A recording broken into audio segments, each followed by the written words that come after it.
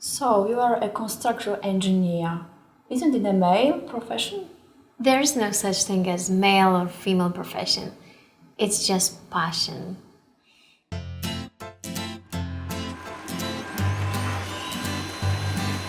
I have been working as a construction engineer for 8 years.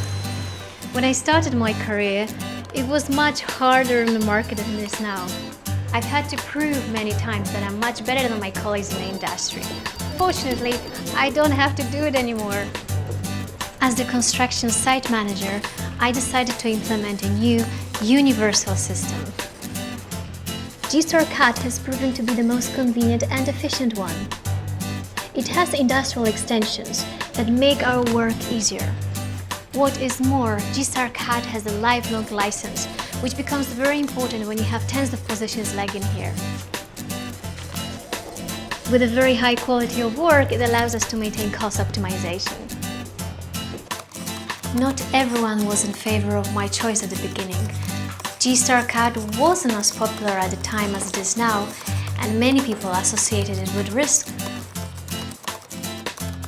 I had to prove that it's not only my feminine intuition, but a simple, reliable calculation. But GstarCAD is not only about saving money.